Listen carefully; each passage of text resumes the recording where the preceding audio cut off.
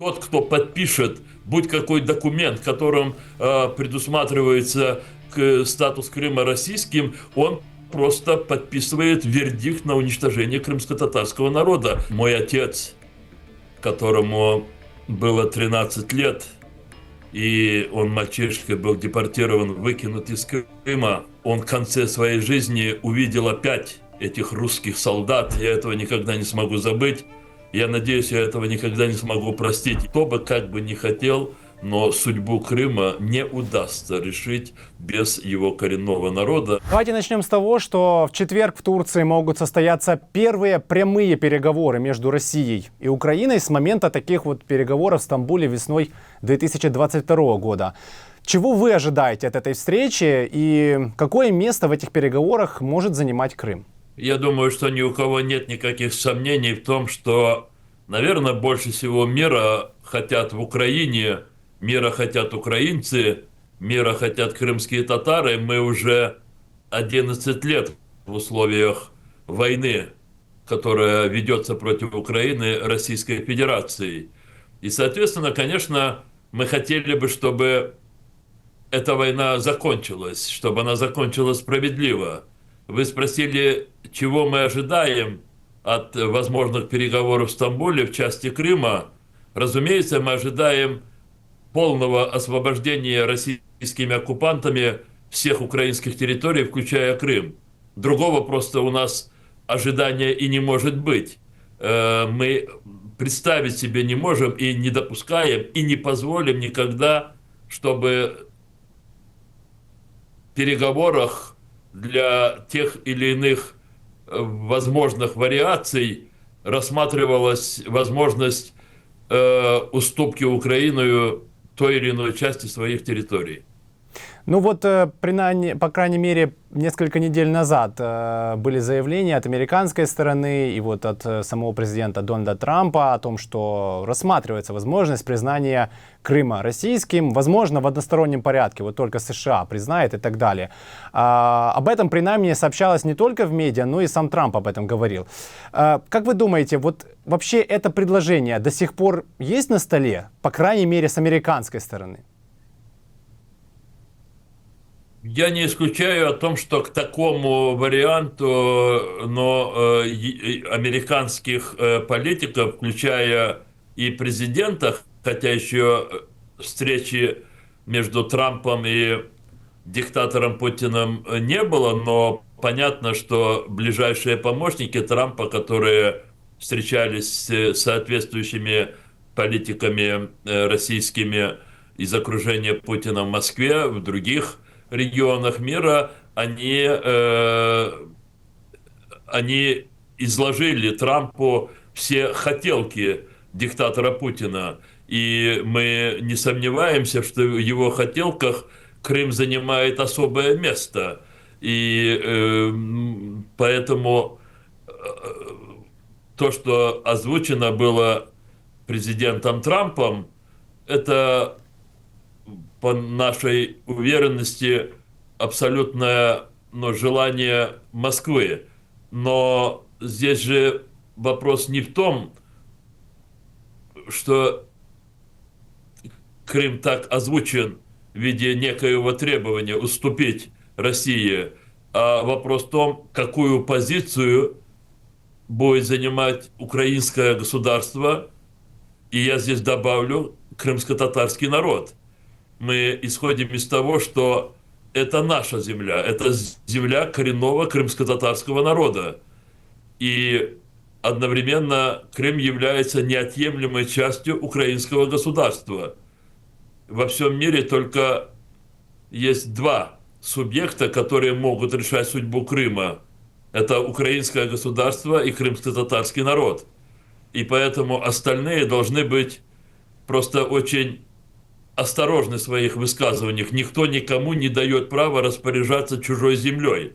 Но если есть политики, которые просто очень желают себя таким образом вести, они могут обратиться в части своих территорий, своих государств. И таких примеров очень много. Если они хотят уступать территории, пусть решают вопрос своих территорий. А вы это обсуждаете с американской стороной, чтобы попробовать им объяснить, в том числе вот этот аргумент о том, что именно крымские татары, как коренной народ Крыма, имеют исключительное право на определение его судьбы? Это готовы слышать в Америке ваши американские контакты? Мы 24 апреля, когда вот такие якобы возможные варианты были озвучены очень откровенно, в том числе и администрацией президента Соединенных Штатов Америки, Меджлис крымско-татарского народа принял специальное заявление, которое называется о недопустимости признания Крыма российским. И в этом заявлении очень четко сказано о том, что никто не имеет права распоряжаться судьбой Крыма, кроме украинского государства и крымско-татарского народа. И, разумеется, это заявление Меджлиса крымско-татарского народа, и не первое вот на эту тему, оно было донесено и доведено вниманию всех действующих политиков Соединенных Штатов Америки, которые, в общем-то, влияют на определение политики Соединенных Штатов Америки. Если коротко ответить на ваш вопрос, конечно, администрация президента Трампа знает о позиции крымско-татарского народа. Вот Более вы... того, здесь я бы продолжил бы, мы же не просто утверждаем свои права, мы и предупреждаем о многом. Мы говорим о том, что гипотетическое само предположение о том, что так может решаться судьба Крыма, это означает о том, что те, кто так себя будут вести, они обрекают на уничтожение крымских татар. И вся наша предыдущая история, она просто демонстрирует то, что задачей России, независимо от режимов, которые на той территории устанавливались, всегда было преследование крымско-татарского народа, и поэтому крымские татары оказались в очень трагической ситуации. Мы с вами ведем беседу накануне 81-й годовщины геноцида крымско-татарского народа. В 1944 году в мае наш народ был выселен со своей земли, и мы полстолетия находились в местах изгнания. Наш народ насильственно удерживался в местах изгнания, и мы понесли очень большие утраты и в плане, ну, во всех отношениях. И мы только-только возвратились на свою землю в условиях независимой Украины. Мы только-только обустроились, разместили свои семьи и уже принялись возрождать свою культуру, язык, строить школы. И в это время снова вторглись российские войска. И 11 лет Крым в условиях оккупации, крымские татары являются объектом целенаправленного преследования, и это же очевидно, это видит весь мир. И поэтому мы четко говорим, тот, кто подпишет будь какой документ, которым предусматривается статус Крыма российским, он просто подписывает вердикт на уничтожение крымско-татарского народа. И это должен каждый осознавать. Господин Чубаров, а вот вы не замечаете, вот мне просто интересна ваша оценка, вот что та реакция, которую мы видим на, в том числе, захватническую войну России сейчас, она не указывает на то, что мир сегодня, возможно, начинает забывать последствия таких преступлений Москвы, вот, в том числе таких, как насильственная депортация татар, крымских татар в 1944 году. Как вы реакцию мирового сообщества видите? Не становится ли она какой-то, ну, возможно, не такой четкой, какой она была раньше? В мире и раньше происходило очень много массовых ужасных преступлений, в том числе направленных против людей по этническому или религиозным признакам. И, к сожалению, в 21 столетии таких трагедий, такие трагедии продолжаются. И поэтому, конечно, мир находится в условиях, когда надо принципиально решать вопросы глобальной безопасности. И понятно теперь, что справедливое разрешение российско-украинской войны, именно справедливое на тех принципах, которые включены в устав ООН, заключительный Хельсинский акт, то есть все то, что выстраивалось десятилетиями после Второй мировой войны, сохранение этих принципов и укрепление глобальной безопасности может позволить миру избежать в дальнейшем вот таких массовых преступлений. Если мы сейчас не найдем решение справедливой российско-украинской войны, и когда будет отдано предпочтение силе, то тогда право совсем будет абсолютно разрушено. Я соглашаюсь с вами, что мир все время находится под прессом, под тяжестью новых и новых потрясений, и поэтому вот идет дефокусация, и в том числе от трагического положения крымских татар, но как раз вот ситуация, связанная с российско-украинской войной, и ее справедливое разрешение позволит миру, ну, возвратиться в состояние, которое может позволить в дальнейшем избегать подобных преступлений.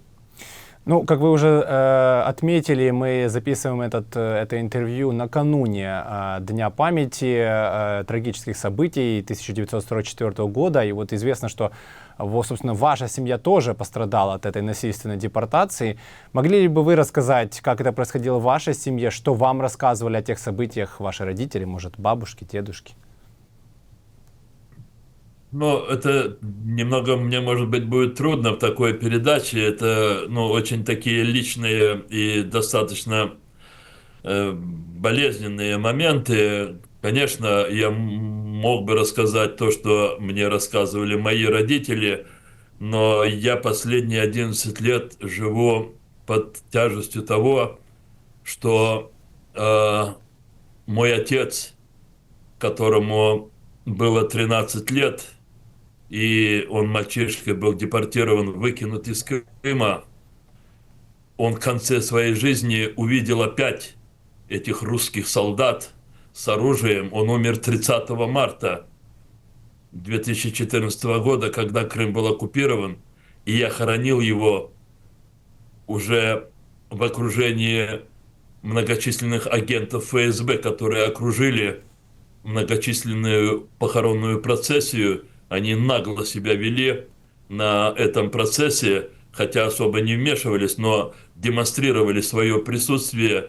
И то, что жизнь моего отца в детстве была под конвоем солдат с красной звездой, и он уходил из этой жизни уже в Крыму под присмотром агентов ФСБ, поскольку я, как председатель Меджлиса, тогда находился в Крыму, Крым оккупировался на наших глазах. Конечно, я этого никогда не смогу забыть. Я надеюсь, я этого никогда не смогу простить. Я очень ожидаю специального международного трибунала, чтобы были наказаны все те, кто с войной ворвался на территорию Украины, кто с войной возвратил крымским татарам ужасы, которые они переживали или их родители переживали 81 год назад. Господин Чапар, я благодарен вам, что вы поделились этими деталями, как вы сами отметили, личными, но я считаю, это важно. Вот даже на примере вашей семьи наши зрители могут еще раз убедиться, что такая империалистическая и политика России, она продолжается уже, собственно, несколько поколений, и поэтому важно опять об этом говорить, особенно в контексте дня, когда мы вспоминаем жертв геноцида крымских татар. Но давайте поговорим также и о ситуации, которая сейчас складывается, вот о делах Меджлиса. Вы недавно вернулись с сессии постоянного форума по вопросам коренных народов, где впервые Меджлис был представлен именно как парламент коренного народа. Можете вы объяснить, почему это важно? В чем важность этого изменения? Постоянный форум Организации Объединенных Наций по вопросам коренных народов – это институция, которая ежегодно проводит свои сессии. Это уже была 24-я сессия. На этом форуме представители коренных народов со всего мира, а также представители государств, членов ООН, обсуждают наиболее актуальные вопросы, связанные с сохранением, развитием коренных народов, которые в этом мире составляют очень заметную и силу, и во многих государствах. В Украине принят закон о коренных народах, и 3 народа, крымско-татарский, караимский, крымчакский, они имеют статус коренных народов Украины. Видите, Всевышний так распорядился, что все эти 3 народа связаны с Крымским полуостровом. Это территория их формирования, их появления, их развития. И мы очень родственны, караимы, крымчаки, крымские татары. Мы говорим на одном языке. У нас разные вероисповедания, у нас очень много общего в культуре, в быту. И, конечно, мы участвуем, как Меджлис крымско-татарского народа, мы участвуем в работе постоянного форума ООН по вопросам коренных народов с момента образования этого форума с 90-х годов. И Меджлис крымско-татарского народа в соответствии с решениями Верховной Рады Украины признан как представительный орган крымско-татарского народа, и мы ожидаем такого же решения от правительства Украины. И действительно на этой сессии вместо Меджлиса крымско-татарского народа, который раньше был определен в числе организаций негосударственных, которые представляют коренные народы, Меджлис, пересел, его представители пересели на место, определенное для парламентов коренных народов. Здесь ничего такого,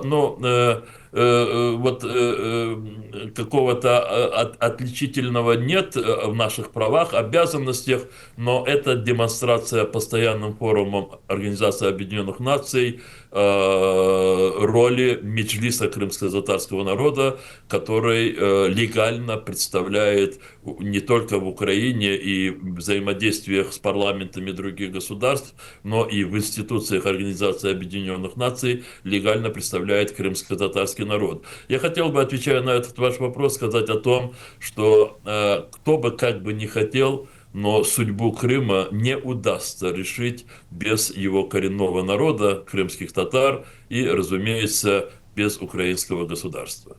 Ну вот председатель правления Крымско-татарского ресурсного центра Эскендер Бареев, он неоднократно отмечал, что украинское правительство до сих пор не закрепило правовой статус Меджлиса как представительного органа коренного народа. А как вот дела с украинским правительством, вот эти отношения, вы можете прокомментировать, почему, в чем тут загвоздка, как вы считаете? Мы вчера проводили пресс-конференцию накануне 18 мая, и мы рассказывали о тех мемориальных мероприятиях, которые будут проводиться в Украине, за ее пределами, с участием государственных органов, общественных организаций. И мы вчера на этой пресс-конференции говорили о том, что недопустимо, когда органы государственного управления, мы говорили о Кабинете министров Украины, позволяют себе не выполнять нормы действующего законодательства Украины, в частности, закона Украины о коренных народов. Меня проинформировали несколько дней назад, что правительственный комитет по вопросам европейской и евроатлантической интеграции рассмотрел вопрос о закреплении статуса представительного органа коренного крымско-татарского народа за Меджлисом крымско-татарского народа с 17 апреля. Решение позитивное. Мы ожидаем вынесения этого вопроса на заседание правительства и, наконец-то, что правительство уже исполнило закон Украины. Да, будем следить за этим процессом и обязательно сообщим, когда это произойдет. Вот во время полномасштабного вторжения России в Украину вопрос о национальной автономии Крыма, он как бы отошел на второй план, поскольку это требует изменений в Конституцию, что невозможно во время военного положения. Вы ранее четко высказывались за сохранение автономии и ее трансформирование. Как вы считаете, насколько актуально сегодня это обсуждение, учитывая, опять же, военное положение, ну и фактическую оккупацию Крыма? Да, и мы отмечаем о том, что во время военного положения в Конституцию Украины не могут вноситься те или иные изменения, но тем не менее мы подготовили свои варианты изменений. 10-й раздел Конституции Украины, который называется «Автономная Республика Крым». Мы эти изменения разрабатывали в составе рабочей группы Конституционной комиссии Украины, и это уже прошло определенное время, это были 17-19, 2017-2019 годы. Эти изменения получили очень высокую оценку среди правоведов, но действительно мы не можем их вынести на рассмотрение, но это не снимает актуальности вопроса о трансформации нынешнего статуса автономной республики Крым. Речь идет о том, что этот статус должен полностью соответствовать теперь уже и национальному законодательству Украины. С 2014 года и по сегодняшний день в Украине принят ряд нормативно-правовых актов, в частности, постановлений Верховной Рады, в которых гарантированы права крымско-татарского народа, в том числе и на самоопределение в составе независимого украинского государства. О праве коренных народов на самоопределение говорится в законе Украины о коренных народах. Ну и вообще я должен сказать, на опыте работы постоянного форума ООН по правам коренных народов, по вопросам коренных народов, что право на самоопределение – это основополагающее право коренных народов, от реализации которого, в общем-то, зависит их дальнейшее существование, их дальнейшее развитие. И это никто не оспаривает в мире. Здесь самое главное найти то соотношение, те формы реализации права на самоопределение, которые, с одной стороны, удовлетворяли бы коренной крымско-татарский народ, и, с другой стороны, полностью бы соответствовали интересам украинского государства. Как нам представляется, мы эту формулу нашли. Это Крым в статусе крымско-татарской национально-территориальной автономии. И речь идет только о введении некоторых изменений в Конституцию Украины. И этот статус позволит, с одной стороны, полностью восстановить права крымско-татарского народа и полностью обеспечивать права всех жителей Крыма, независимо от их национальности. Господин Чубаров, большое вам спасибо за это интервью.